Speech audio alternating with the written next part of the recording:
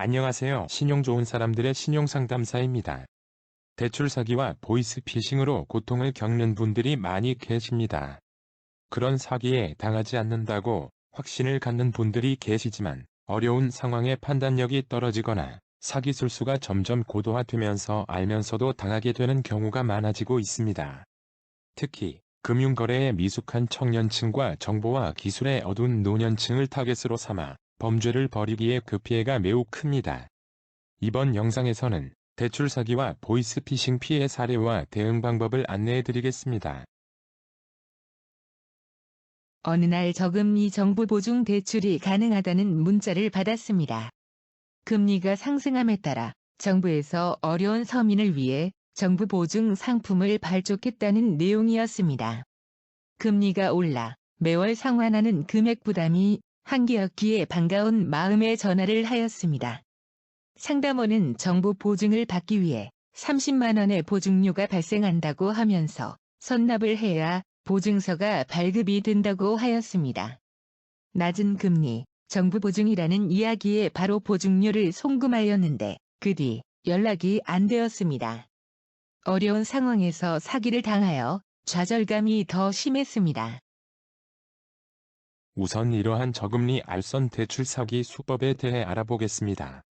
사례와 같이 정부 보증 서민 대출을 미끼로 하는 알선 사기의 경우가 가장 많습니다. 또한 코로나 피해를 이유로 자영업자를 대상으로 나온 지원 사업이라는 미끼의 알선 사기도 많습니다. 일반 시중은행의 장기 고객 우대 저금리 상품으로 유혹하는 경우도 있습니다. 저금리 알선 사기의 가장 큰 특징은 절대로 바로 대출이 가능한 경우가 없다는 것입니다.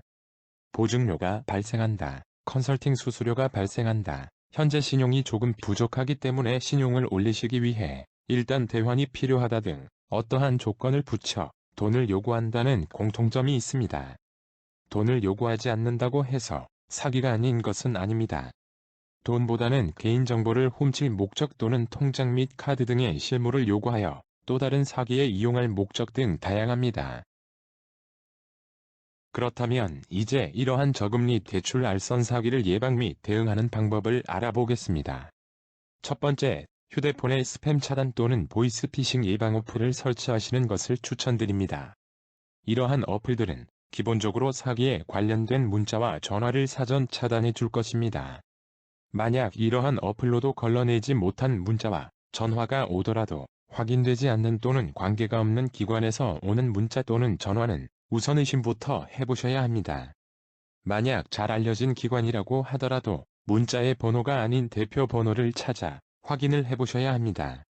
일례로 서민금융진흥원이라고 온 문자에 속아 사기를 당한 경우도 있으므로 주의하셔야 합니다. 두 번째, 정부 사업은 절대 돈을 요구하지 않는다는 것을 유의하셔야 합니다. 보증료가 발생하는 서민대출도 상담원이 직접 계좌를 보내 돈을 송금하라고 절대 하지 않으니 이러한 점 꼭 유의하시기 바랍니다. 그러나 만약 돈을 송금하였다가 뒤늦게 사기임을 알게 되셨다면 즉시 은행 콜센터에 송금 계좌에 대한 지급 정지를 요청하시고 경찰에 신고를 하시기 바랍니다.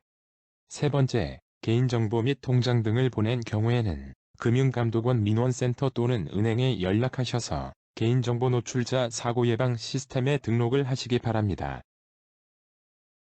정부 보증 또는 코로나 지원 사업이라는 미끼로 저금리 대출 알선 사기를 하는 사례와 대응 방법을 살펴보았습니다.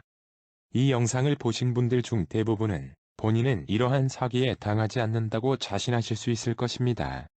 그러나 이러한 사기꾼들은 피해자의 취약점을 교묘히 이용하며 매일매일 사기 수법이 발전되고 있기에 방심하시면 안 됩니다.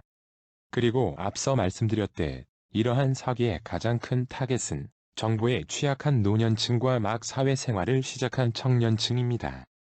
해당 계층의 가족이 있으신 분들은 다시 한번 유의하시고 가족들에게 조심을 당부하시기 바랍니다.